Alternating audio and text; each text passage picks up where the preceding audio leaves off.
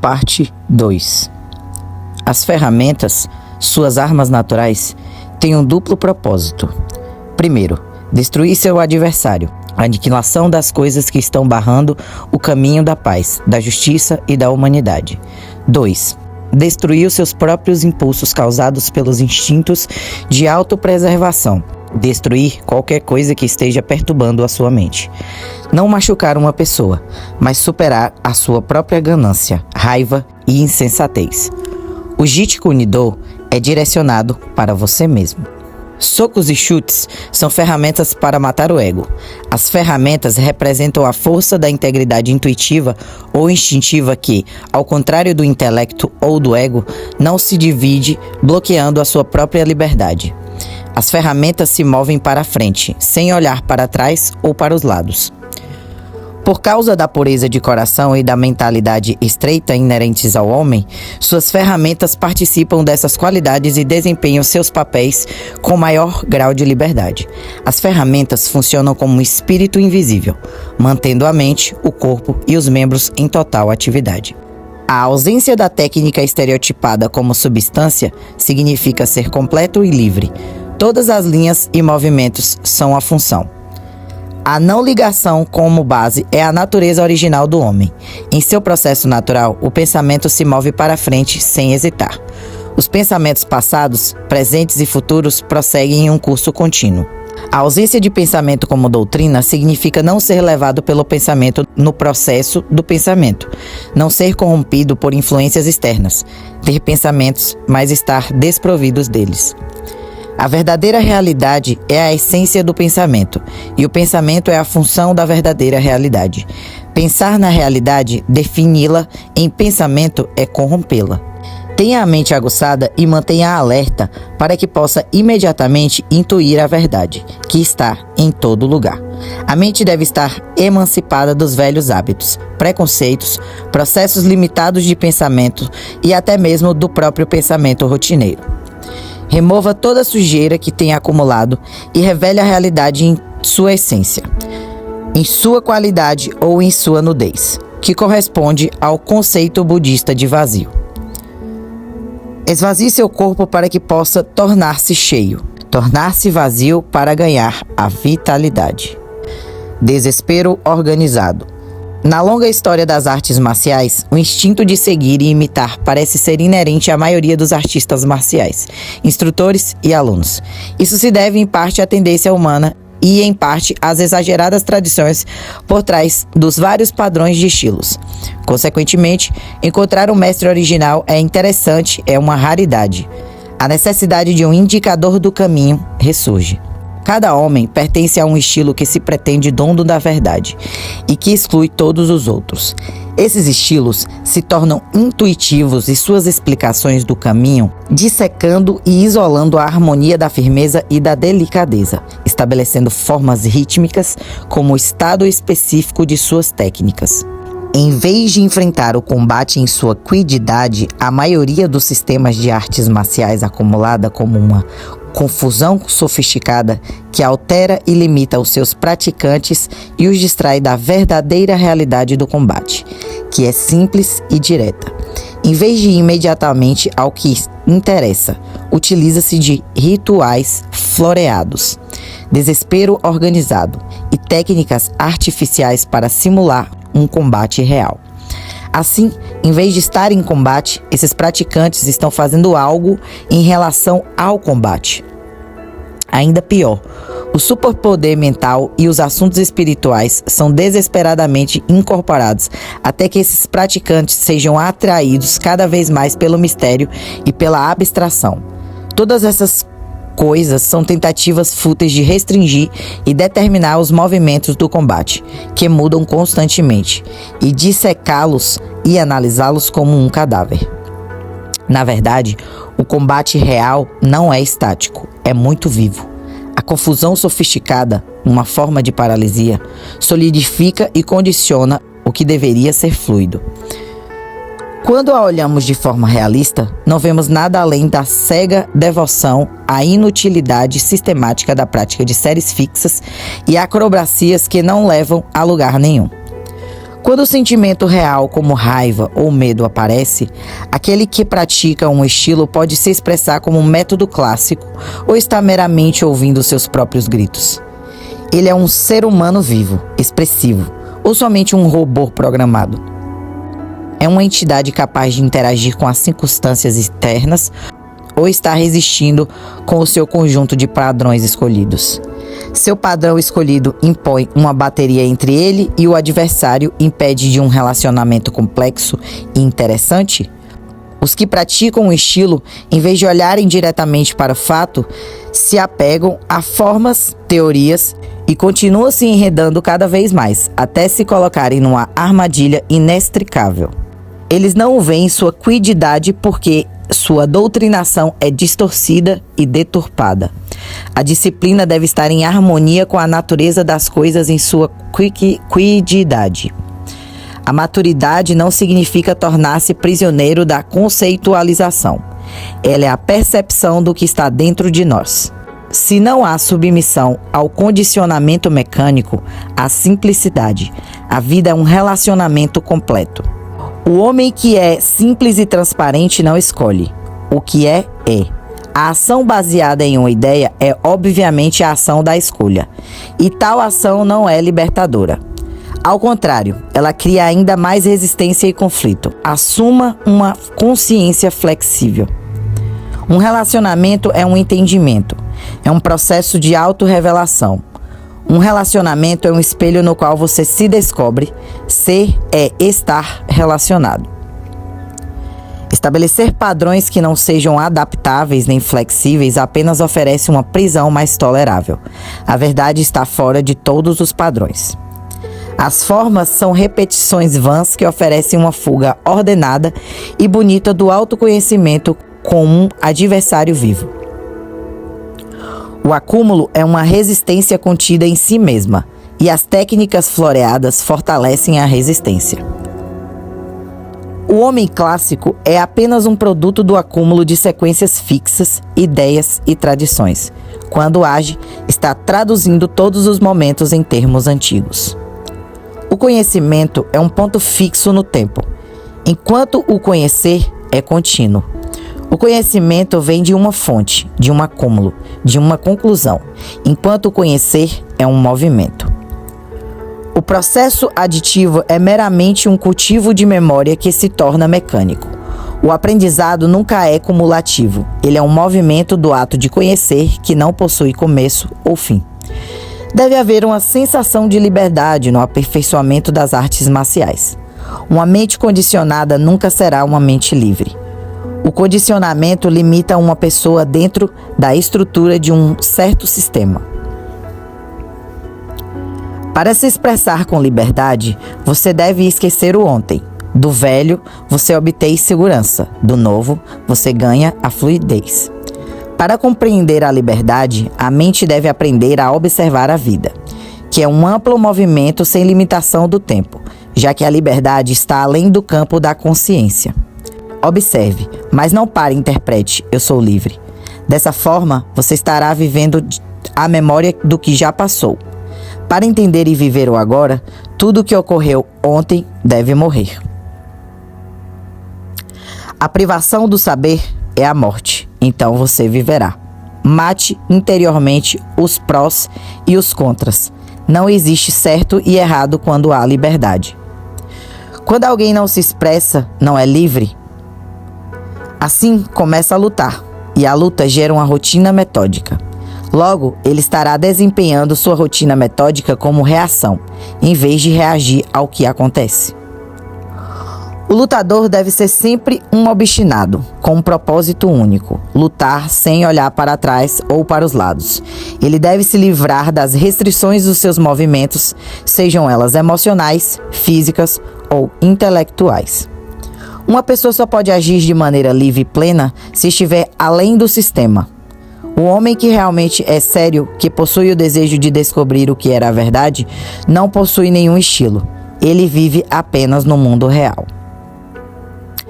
Se quiser entender a verdade das artes marciais, se quiser ver seu adversário com clareza, você deve se livrar da noção de estilo ou escolas. preconceitos, gostos e assim por diante. Então sua mente deixará para trás todos os conflitos e ficará em paz. Nesse silêncio, você verá de forma plena e renovada. Se aprender um método de luta através de algum estilo, você será capaz de lutar de acordo com as limitações desse método. E isso não é lutar de verdade. Se receber um ataque não convencional, como aquele feito com um ritmo irregular, por causa de seus modelos escolhidos de bloqueios clássicos ritmos, sua defesa e seu contra-ataque sempre carecerão de flexibilidade e energia.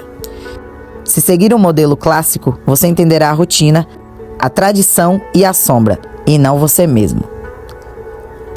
O autor chama de clássicos modelos milenares de artes marciais, com filosofia e movimentação de combate já consolidados e que já resistem a inovações. Como alguém pode reagir à totalidade como um modelo parcial fragmentado?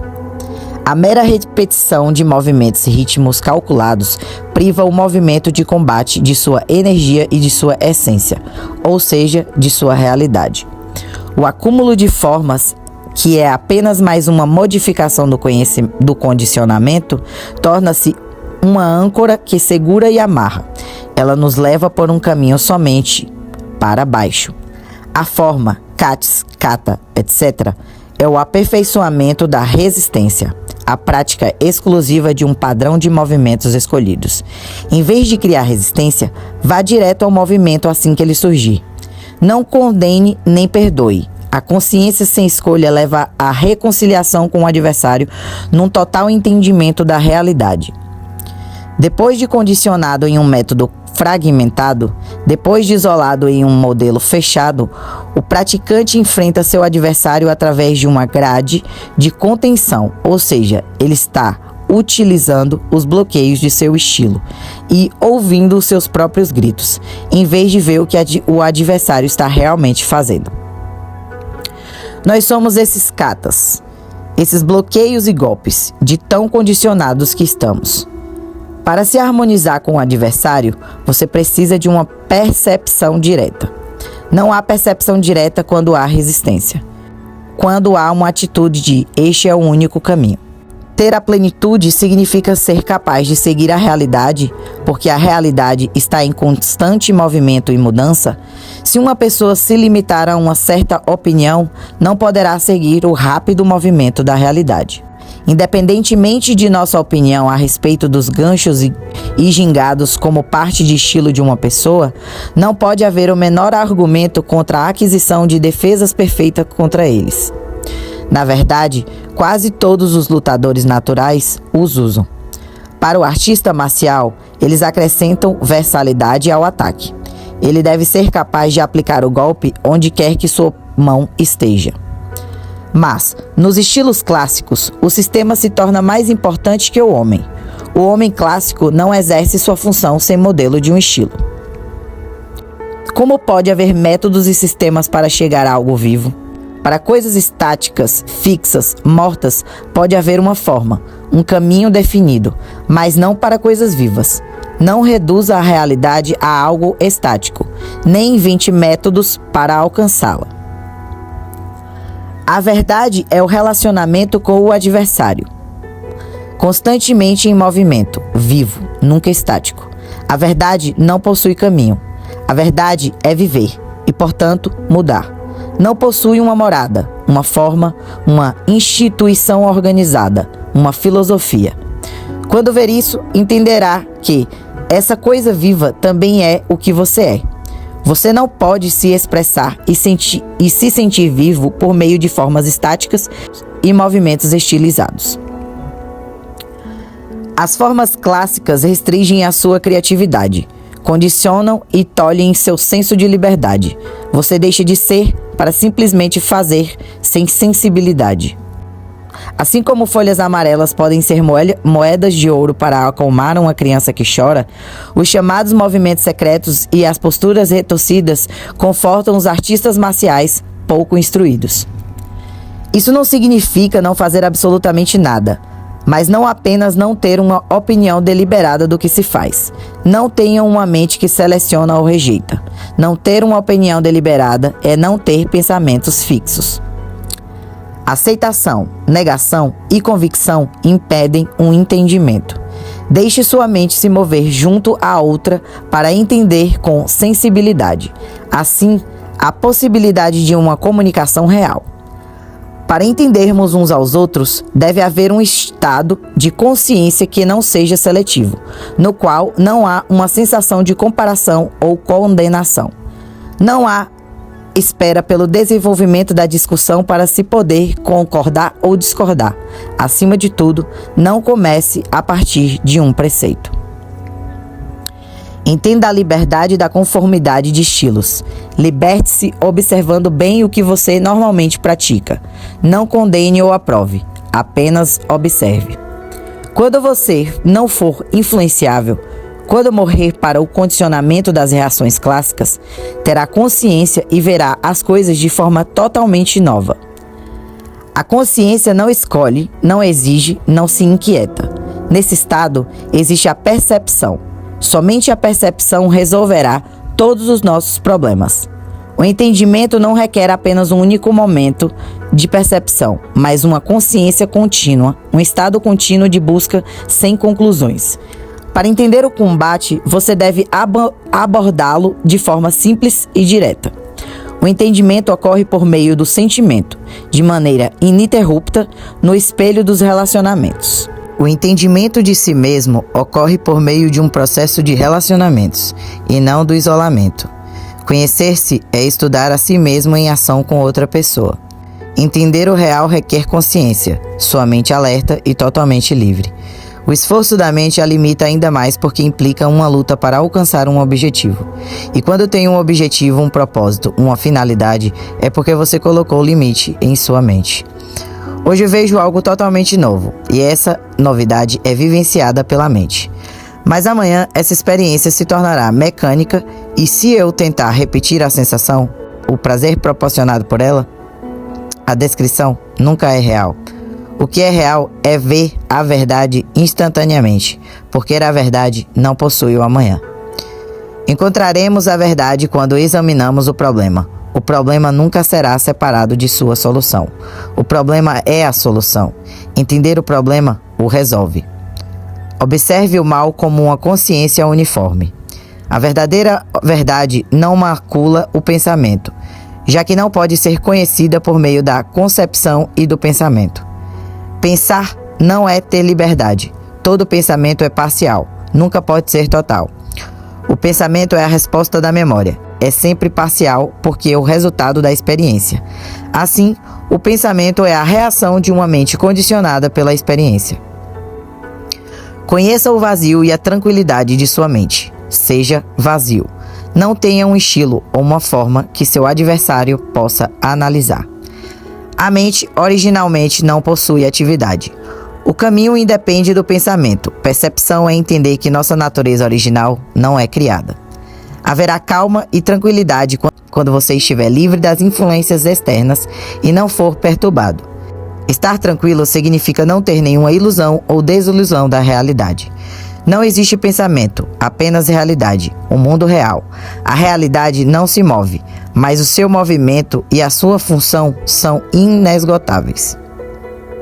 Meditar significa perceber quão imperturbável é a nossa natureza original.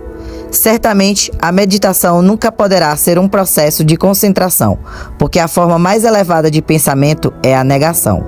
A negação é um estado no qual não há nem o positivo nem a sua reação como negativo. É um estado de completo vazio. A concentração é uma forma de exclusão. Quando há exclusões, há um pensador que exclui.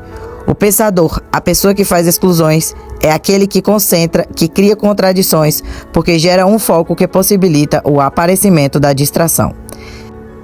Existe um estado de ação sem o agente, um estado de experimentação sem o experimentador ou a experiência.